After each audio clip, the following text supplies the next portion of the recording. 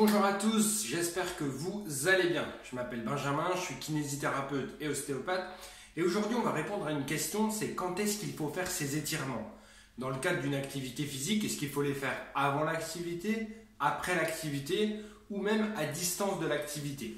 On répond tout de suite à cette question.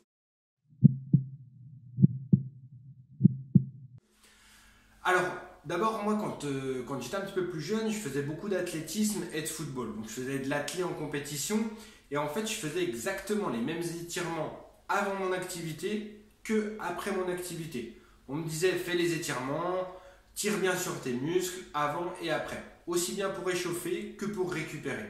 Et puis, pendant les séances d'entraînement en milieu de semaine, c'était exactement la même chose. Et puis après, j'ai fait mes études de kinésithérapie, d'ostéopathie. J'ai vu qu'il y avait plusieurs études sur le sujet et notamment des études qui sont parfois un petit peu controversées les unes avec les autres. Donc c'est pourquoi aujourd'hui, je vous apporte un élément de réponse. Puisqu'en fait, ces études s'opposent un petit peu les unes des autres, mais finalement, ça dépend un petit peu de comment sont faits les étirements. Et si on a un regard professionnel sur les études scientifiques qui sont actuellement à jour, on voit qu'en fait, elles se complètent les unes les autres et qu'elles ne s'opposent pas tant que ça. Alors on va décrire un petit peu ces trois phases. La première phase, c'est la phase d'échauffement. Durant la phase d'échauffement, il faut savoir qu'on va pouvoir faire des étirements, c'est même indiqué. Par contre, il faut que les étirements soient plutôt doux. Si vous étirez trop votre muscle ne va plus réagir de façon optimale pendant l'activité physique. Je m'explique. Par exemple, si vous êtes coureur à pied et que vous faites du trail. Si vous faites du trail et que vous avez trop étiré vos muscles en échauffement, peut-être qu'au moment où vous allez poser le pied sur un caillou et que votre cheville va partir, votre muscle ne va pas réagir pour redresser votre cheville et vous allez vous faire une entorse. C'est dans ce sens-là que si vous étirez trop, vous avez un risque de blessure, risque de claquage, risque d'entorse.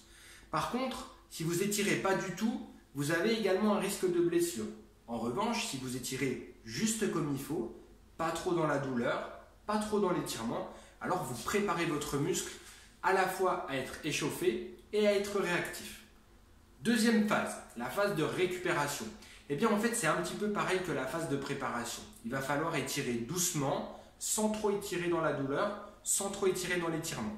Il faut bien comprendre que vous venez de faire une activité physique, vous venez donc d'entraîner des lésions au niveau de votre muscle et du coup, si vous tirez fort dessus, vous allez créer des lésions en plus et donc des douleurs et vous allez donc abîmer votre muscle et vous allez être plus susceptible de vous faire une blessure durant les activités physiques que vous allez faire dans les jours prochains ou même les semaines prochaines. Donc étirement doux pour aider à drainer les toxines et permettre de limiter les tensions musculaires, mais il ne faut pas aller dans l'excès pour majorer les micro-lésions qui ont été présentes pendant l'activité physique. Et puis, troisième phase, c'est la phase d'étirement à distance. Là, pour moi, c'est vraiment le terme étirement qui correspond à cette phase, puisque vous pouvez étirer pour gagner de la mobilité. C'est vraiment le but. Par exemple, vous avez une séance 3-4 jours avant une compétition, vous pouvez faire des séances d'étirement. Vous allez tirer sur vos muscles de façon plus prolongée dans le temps et plus prolongée en intensité par rapport à la phase d'échauffement ou de récupération. Durant cette phase, vous pourrez d'abord commencer lentement pour quand même préparer votre muscle et ensuite vous allez dans la douleur qui reste raisonnable, il ne faut pas aller non plus déchirer votre muscle, mais vous allez vraiment dans la recherche de gains de mobilité musculaire. Et là, c'est efficace, ce n'est pas délétère dans la lésion musculaire ni dans le risque de se blesser. Donc, on récapitule. Les étirements, oui, que ce soit avant ou après une activité physique intensive. Oui, à distance. Par contre, il y a 3 buts différents et 3 façons différentes de faire vos étirements. Phase d'échauffement lentement, 15 secondes, 2-3 fois. On recherche un étirement très doux et surtout pas de douleur. Phase de récupération, c'est le même protocole. Des étirements doux de récupération, 3 fois 15 secondes, un petit peu de repos entre chaque, par groupe musculaire, bien entendu.